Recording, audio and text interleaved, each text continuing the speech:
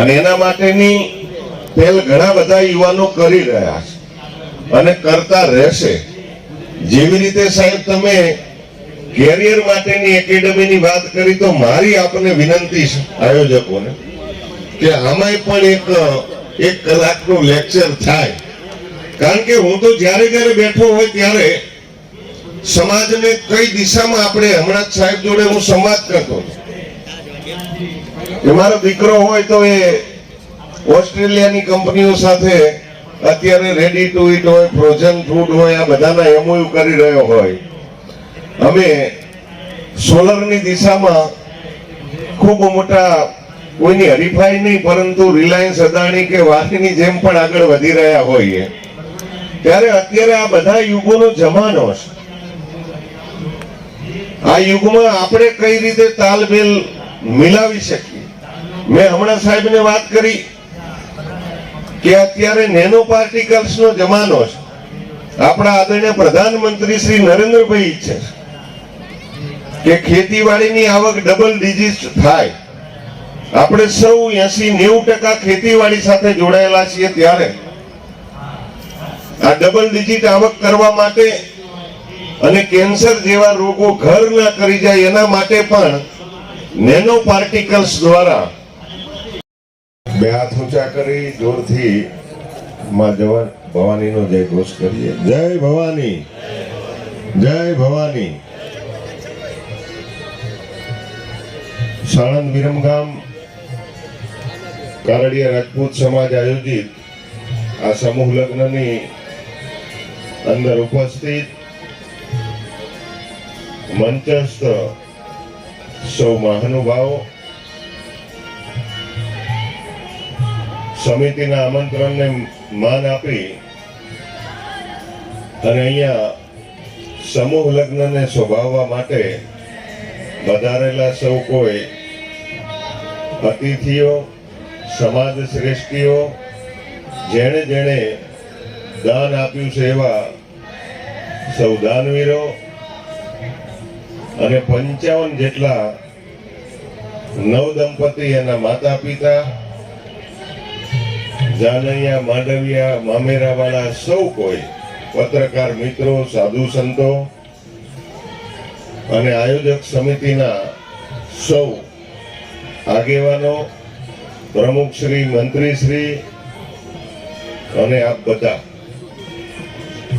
અમે ઘણા બધાને એવું થતું હશે કે લેટ આવ્યા, પરંતુ લેટ નતા. મેં સવારમાં જ પ્રમુખશ્રીને ફોન કર્યો તો, કિરીટસિંહને, કે જે વિઘ્ન 3 દિવસ પહેલા આવ્યું હતું એ વિઘ્નને પૂર્ણ કરવા માટે જ છેલ્લા 3 દિવસથી લાગેલો હતો ને એની ફિરાકમાં હતો. એટલા માટે જ હું તમારાથી 20 કિલોમીટર જ દૂર બેઠો અને સતત એની ચિંતા કરતો હતો.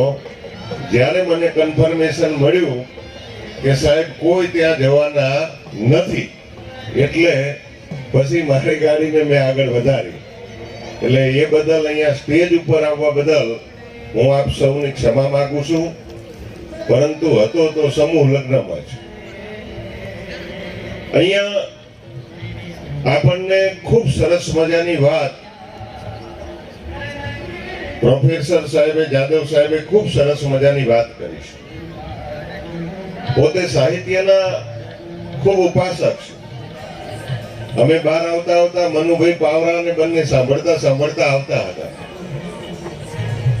એમણે ગુજરાત રાજપૂત કેરિયર એકેડમી સાણંદ વિરમગામ વિભાગની પણ વાત કરી. ખૂબ ઉમદા વિચાર સાથે આ વિસ્તાર, એના આગેવાનો, એના યુવાનો આગળ વધી રહ્યા છે. ત્યારે હું પણ આ વિસ્તારની અંદર છેલ્લા 18 વર્ષથી કામ કરી રહ્યો છું. ત્યારે ડોડિયા સાહેબ, મને પણ આનંદ થાય કે આવો એક ઉમદા વિચાર આવવો એ ખૂબ અભિનંદનને કાર્ય છે. આવા ઉમદા વિચારથી આપણા દીકરા અને દીકરીઓ ખૂબ સારું શિક્ષણ લીધા પછી જે કેરિયરની પોતાની દિશાને કઈ તરફ લઈ જવી એનું જ્ઞાન અથવા જ્ઞાત નથી હોતા, એટલા માટે તેઓ એનાથી જ્ઞાત બને, શિક્ષિત બને, પ્રશિક્ષિત બને, એના માટેનું આવો ભુવાજી આવો. આપણી વચ્ચે ભોળાદના ભુવાજી પણ અહીંયા ઉપસ્થિત છે. આપણે જોરદાર તાળીઓના ગડગડાટથી એમને વધાવીએ. અહીંયા લોકો શિક્ષિત બને, પ્રશિક્ષિત બને, એના માટેનું પણ એક આયોજનની વાત થઈ. આવતા દિવસોમાં ઉદ્યોગ તરફ મનુભાઈ હમણાં મને વાત કરતા હતા ગાડીમાં કે કમાભાઈ ખોરજમાં આવડું મોટું એમ્પાયર બની રહ્યું હોય ત્યારે મેં કીધું જેટલા યુવાનો મળે એટલાને હું કહી રહ્યો છું જાદવ સાહેબ કે કંઈક ને કંઈક ઇનિશિયેટિવ વિચારથી આગળ વધો, કંઈક ને કંઈક એવી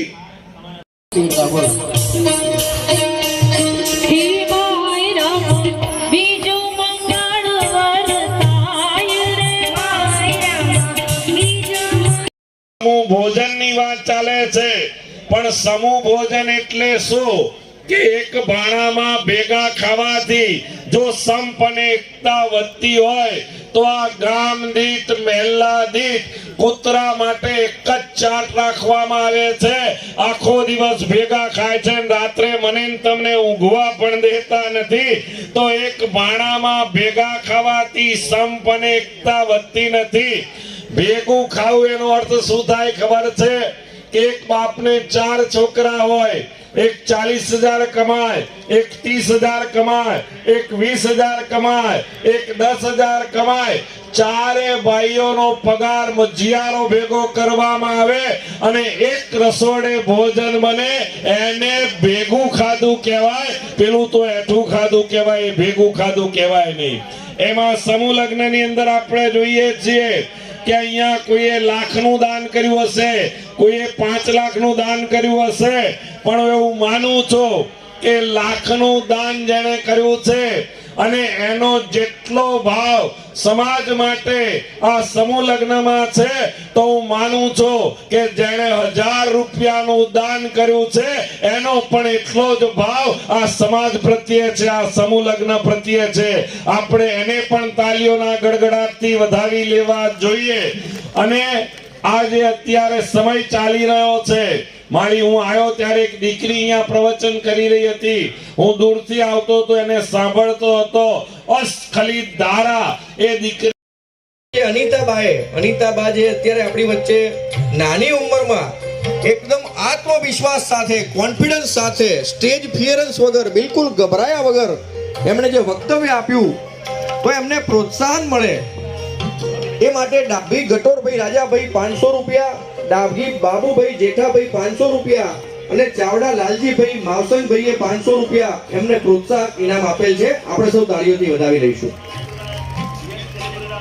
સન્માનવાનો કાર્યક્રમ આગળ કરતા શ્રી ઋતુરાજસિંહ ભરતસિંહ પરમાર રૂપિયા રોકડ 1 લાખ આ કાર્યક્રમ માટે એમણે દાન આપેલ છે. ઋતુરાજસિંહ ભરતસિંહ પરમાર.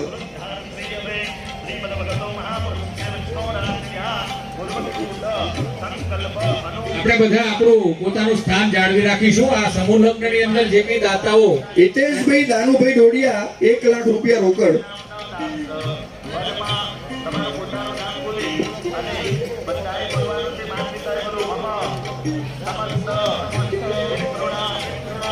શ્રી રમેશભાઈ ભીખાભાઈ મોરી 1 લાખ રૂપિયા રોકડ.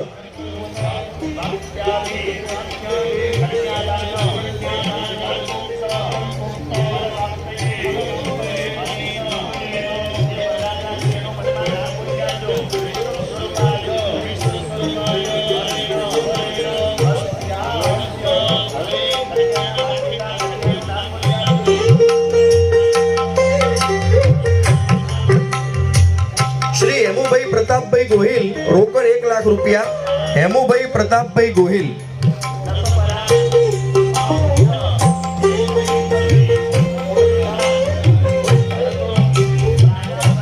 હેમુભાઈ પ્રતાપભાઈ ગોહિલ 1 લાખ રૂપિયા રોકડ.